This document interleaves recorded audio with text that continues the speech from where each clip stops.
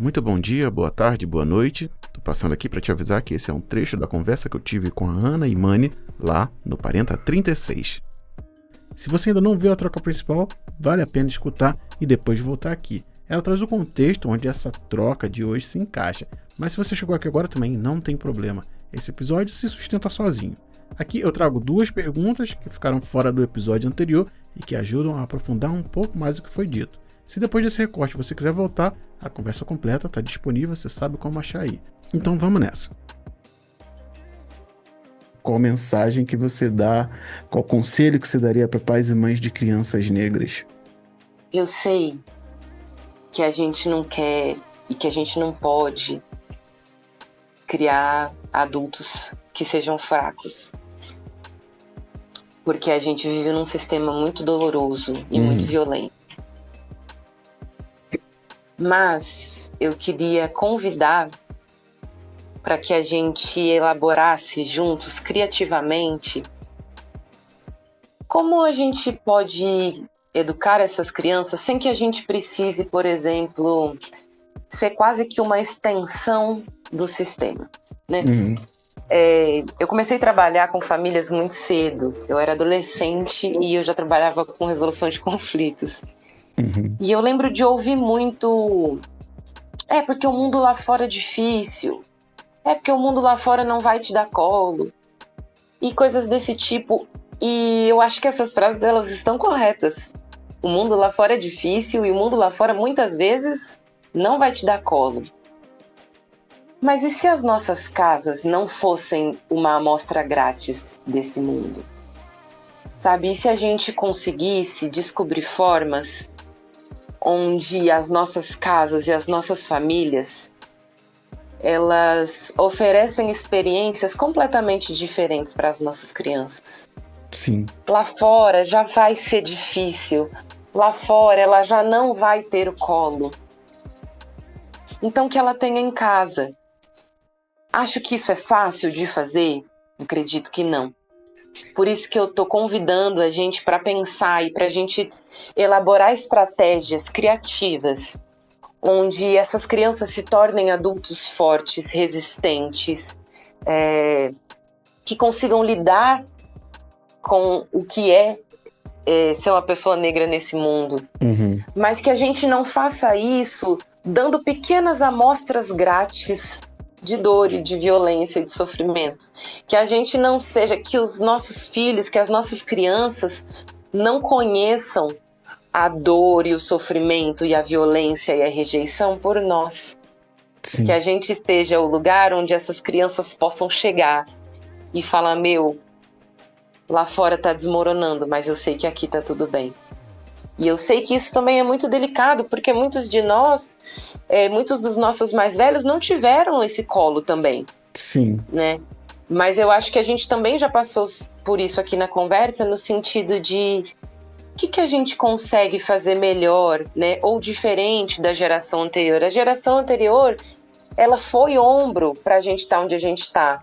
Então que a gente seja ombros mais fortes, maiores, que a gente consiga avançar, inclusive por honrar essas trajetórias, por honrar essas gerações que fizeram o que podiam por nós, mas que a gente consiga ampliar as possibilidades de afeto. Então, eu acho que o meu convite é para a gente pensar criativamente como não ser uma extensão do mundo, sabe? Como que a gente pode fazer com que as nossas casas não sejam uma extensão da dor de lá de fora, para que a gente não seja por meio da família onde a criança vá descobrir a violência, a solidão, o ter que chorar sozinho, sabe?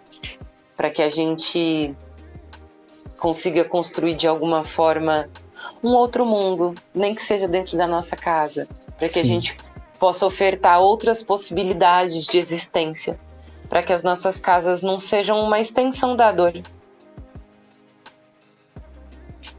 Pô, maravilha.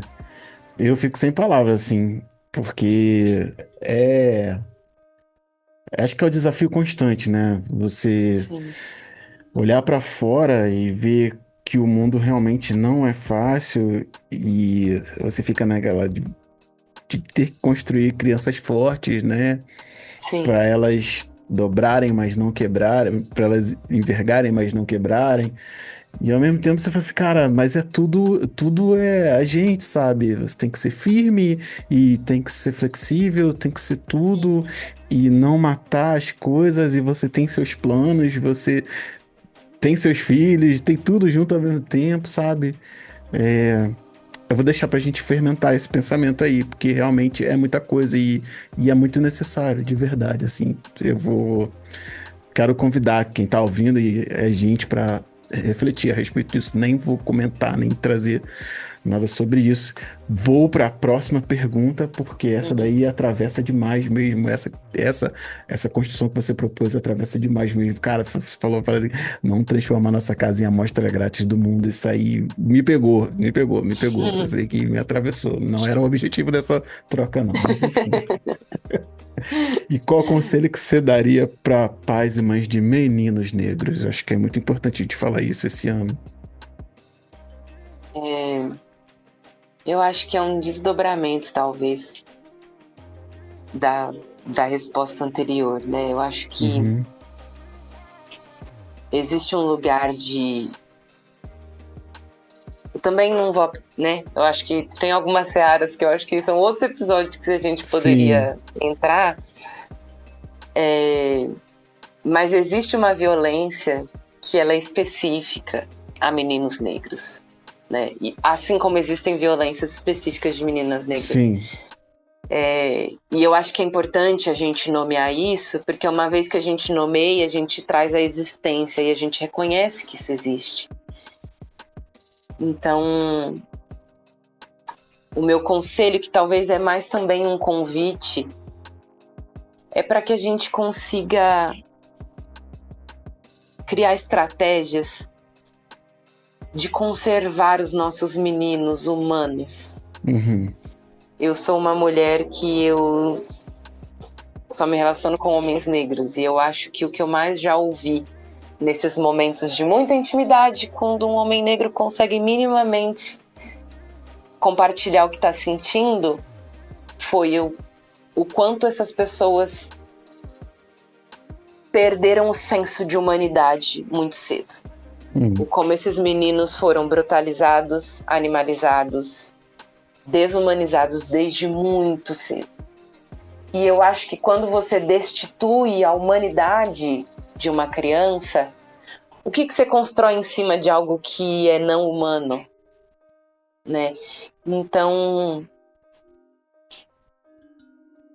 eu acho que é preciso que a gente consiga criar estratégias de conservação dessa humanidade dos meninos negros, para que eles se tornem homens negros com suas humanidades cuidadas, né? Se percebendo gente, porque eu acho que a partir do momento em que você se percebe gente digno de afeto, de respeito, passível de escorregão, eu acho que a gente consegue conversar, a gente consegue minimamente entrar melhor num diálogo. Mulherismo africano, inclusive, ele vai falar muito sobre a complementariedade entre homens e mulheres. Sim. Só que a gente precisa desses homens engajados nessa luta com a gente.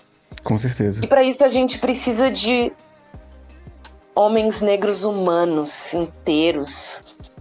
E quando eu digo inteiros, não tô falando no sentido de perfeitos. Sim. Mas gente, né? Então, como é que a gente pode pensar estratégias de conservar a humanidade desses meninos, de conservar o choro desses meninos, de acolher o que esses meninos falam, de ouvir, de processar, né, essas informações, e antes, porque é muito cedo, esses meninos muito cedo já estão sendo cobrados de serem adultos e de serem... Então eles não estão tendo tempo de processar o crescimento, de processar o medo, de processar a vergonha, né? Então, para mim, eu volto para um lugar de rede, eu volto para um lugar de... Não sejamos amostras grátis dessa violência, sabe? Não sejamos, inclusive, os exemplos de violência a qual esses meninos vão seguir quanto mais cedo. A gente não tem muito controle dos acessos, né, que as crianças vão ter quando eles vão crescendo, Sim.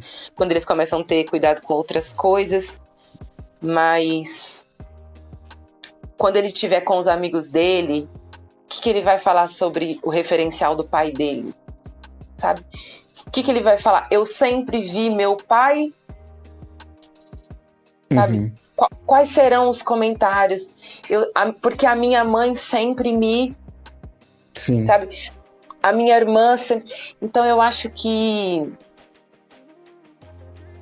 o meu convite para quem está criando um menino negro seria: ame esse menino e o ensine que ele é uma pessoa. Conserve esse coração o mais humano possível e que em nós eles consigam encontrar exemplos a seguir e quiçá exemplos a melhorar.